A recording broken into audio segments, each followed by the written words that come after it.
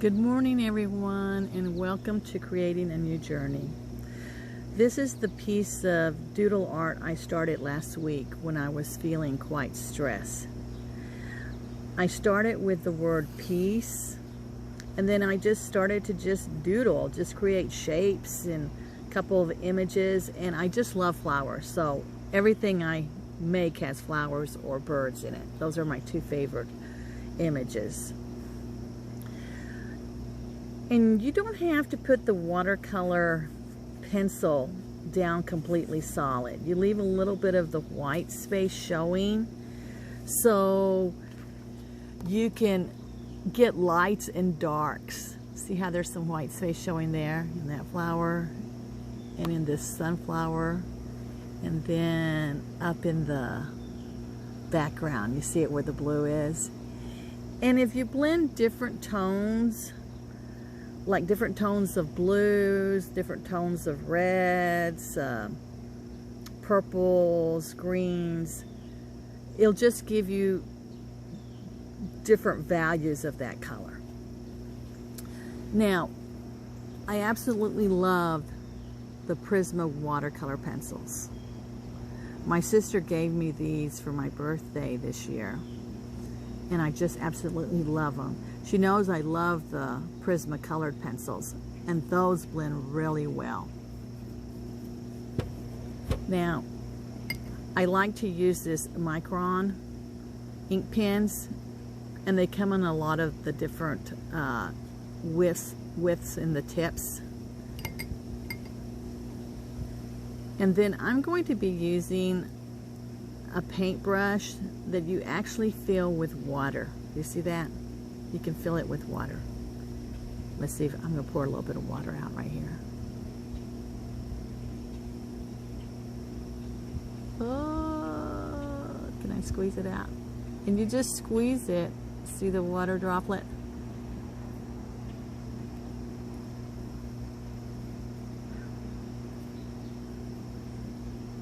And I just love them. And you just give it a little push and water comes out. Now the harder you squeeze, the more water comes out.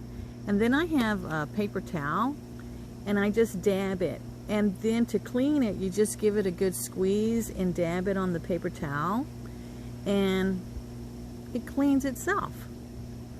I just really love these. When I teach privately, this is what I use with my students. Now, the colors that I'm using, I guess you'd say are more on the cold side of the color wheel. They're cool colors, and maybe that's because I wanted to calm myself down. Art therapists say that blues are calming, greens are healing, purples are calming, reds have energy, they give you energy, yellow has energy, orange has energy. Some of those hot colors can also make you a little bit more agitated. I don't want that. But I always feel like you need to have some bright colors in your artwork. Now, getting back to the blue, they also say that blue can suppress your appetite. So I think maybe I should paint my refrigerator blue, and maybe that'll help me with my weight. So when I reach into that refrigerator, I see that blue, and it'll make me not want to eat what's in there. I don't know. Sometimes I read these things and I think, where did they come up with this? And I'm sure they did some kind of study that showed that if you're around the color blue, you don't seem to get as hungry. I don't know. But I thought that was funny when I read that about the color blue. And I don't know when I read that, but it's been a time. It's been I don't think too long ago. We were doing a project with the color wheel and what the different colors meant and how they make you feel. And I think that's when we came across that blue suppresses your appetite. My students thought that was funny also. So what I'm going to do is I'm going to get a wider tip.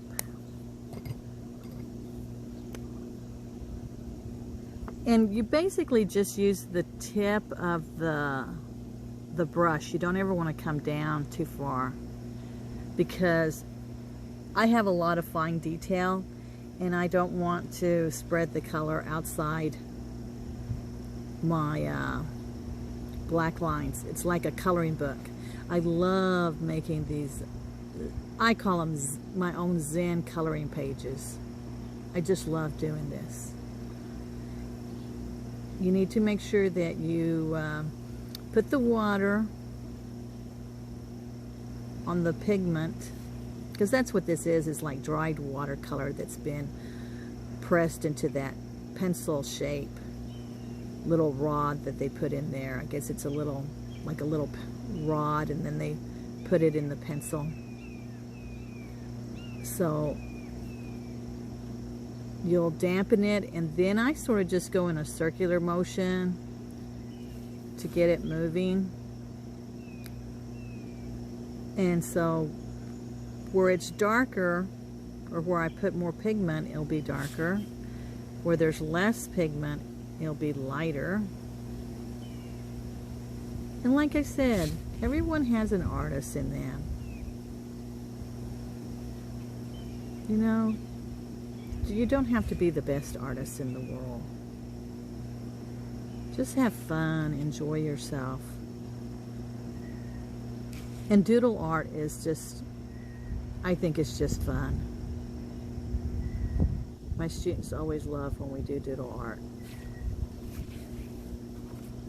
Now, can you see on that little swirl right here, the different tones of green?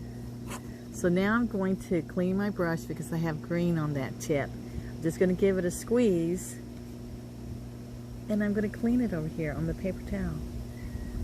And you can see how there's green on that paper towel. And now wherever I dab it, see there's no color coming out? There's no color over here. Now I'm going to go to this flower right here. And I always leave my yellow to, I always leave my yellow color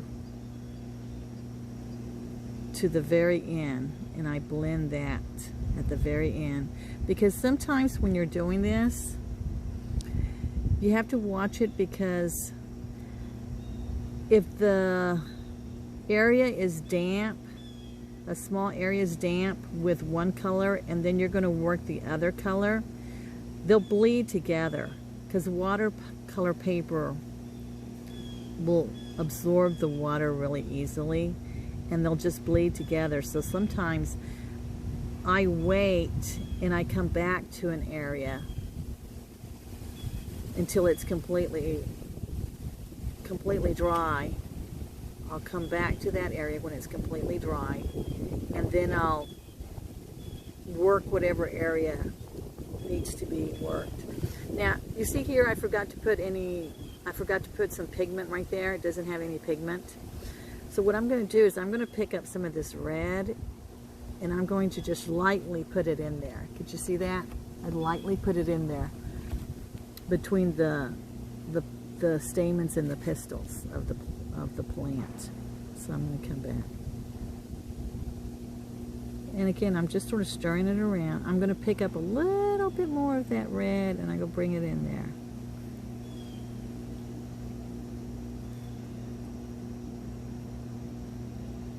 I just love doing this.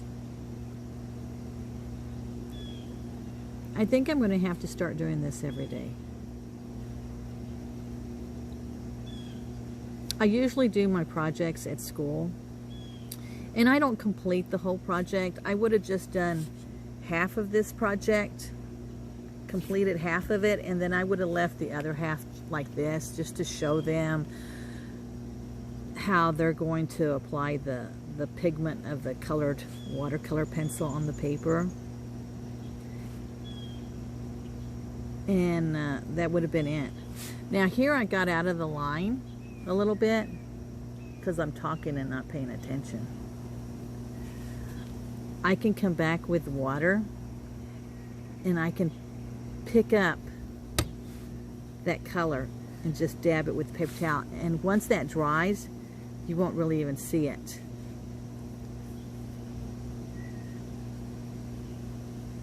Now, watercolor is not as forgiving as some of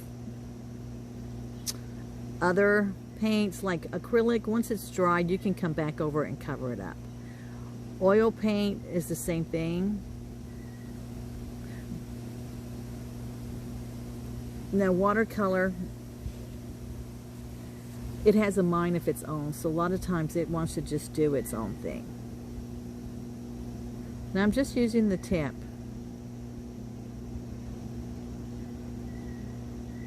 And I'm just moving that color around.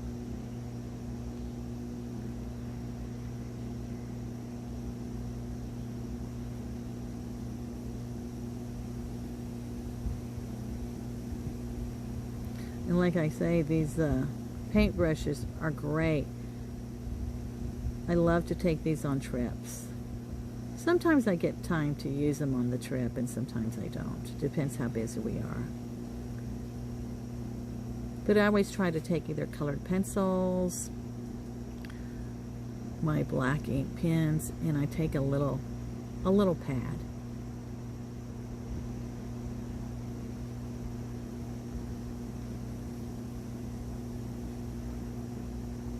Now, I went to visit my mom during Christmas time, and I took some markers because she loves to do those sheets in those Zen coloring books. They're really just doodle pages is all I say, but they call them Zen sheets because it is quite relaxing when you do those. I have a couple of books of those, but I prefer to create my own. That's just me. Now, do you see how it's sort of rough?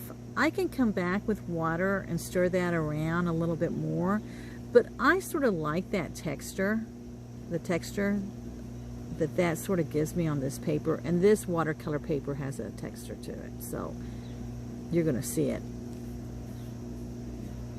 Okay. Now, since I just got through working with red, even though there's a hint of purple on there, I don't necessarily have to clean my brush. I can go right straight to this flower. So I'm going to do the little petals first.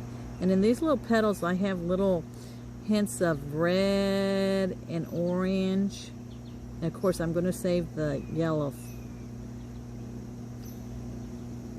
and do that at the very end, because I don't want the color to bleed into the yellow.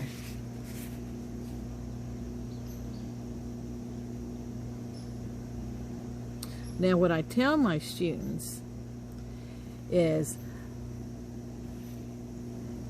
do everything that's red first, then do everything that's purple, everything that's blue. That way they don't have to be cleaning their brush all the time when they're using just a regular paintbrush that has that they're going to be cleaning in the water. I just find that it's easier for them, especially when we're using watercolors. And of course, I work with children that are from kindergarten to 8th grade.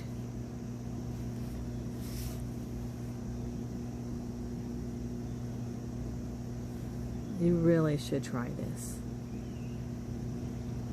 Now,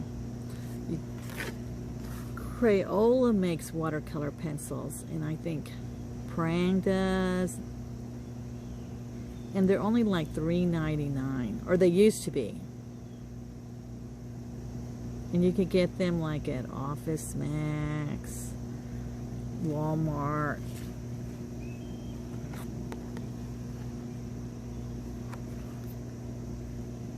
Now, I'm going to do the center, and that's more of a pink, and I don't want it to turn red. It's like a pink purple.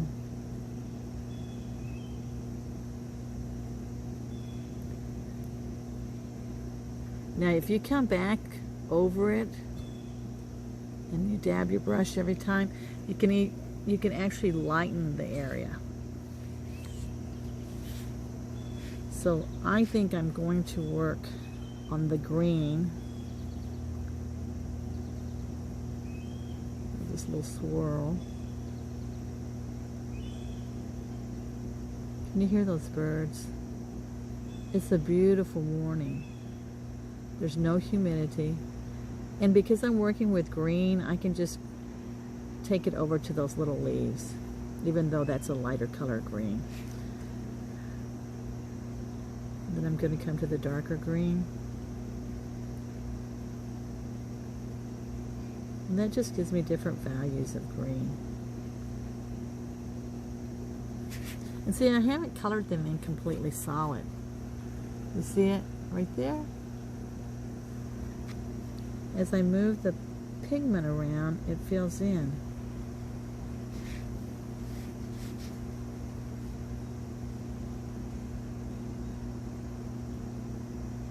There's a little bit of chill in the air this morning. It makes me a little bit sad to know that summer is coming to an end.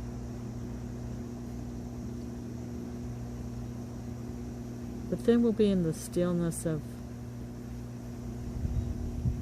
the winter.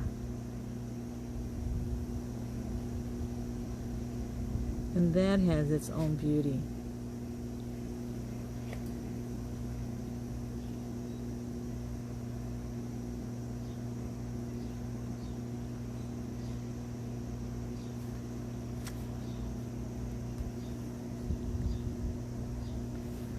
Now, I'm going to do the blue. I'm going to show you how I did the blue.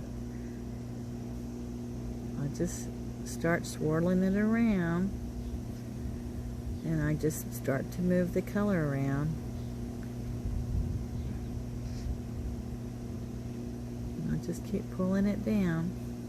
You pull it up, pull it down, pull it sideways.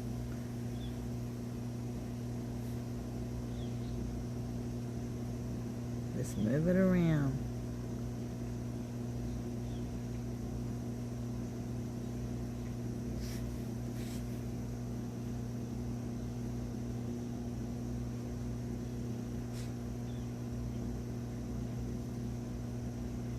Do you remember when you were a kid and you just loved to color?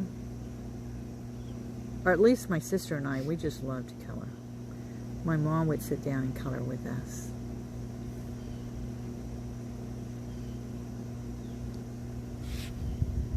And I used to love those paint by numbers.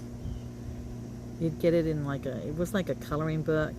They give you like a little brush, and you had to just add the water, and you would start coloring.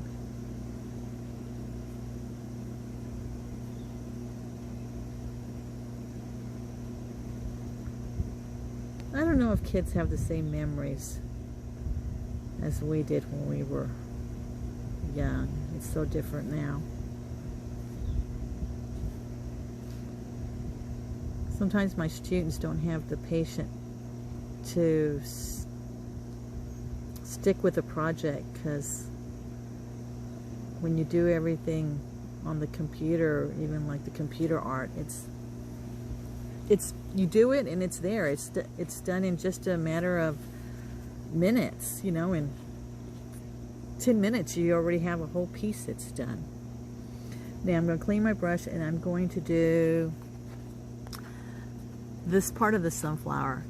Now, do you see how I have a little bit of orange pigment there and the yellow, but I didn't completely cover the whole thing? But you'll see how that's how these two petals were done, and you see how rich that color got?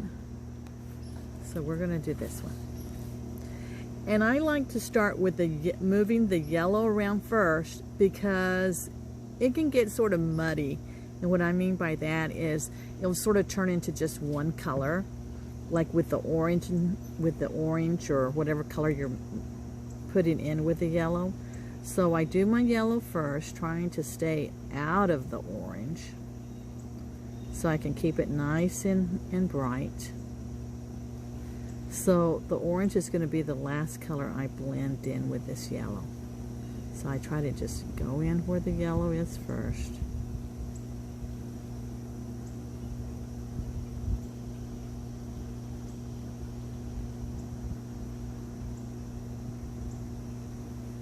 Now I did bring out a cup of coffee, but I don't even feel like I need the coffee.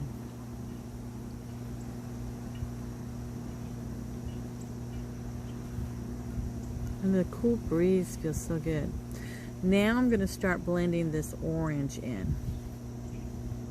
I don't know if you can see real well.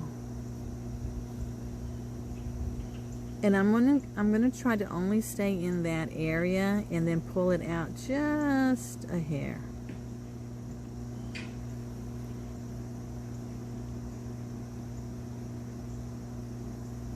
Let's pull it out just a hair.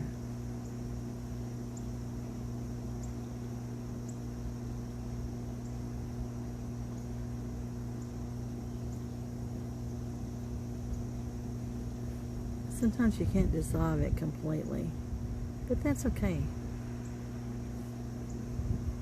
I'm going to clean my brush, and I can come back and pick up some of those darker areas and make them a little bit lighter. Let me take a quick look. I think I'm finished. I'm quite happy with my doodle art. If you feel inspired to create one,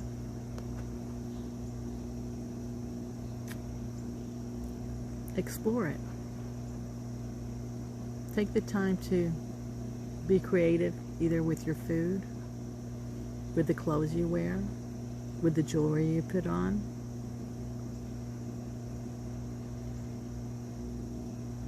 And then take a little bit of time to sit in the quiet of the morning or the quiet of the evening or whenever you want to.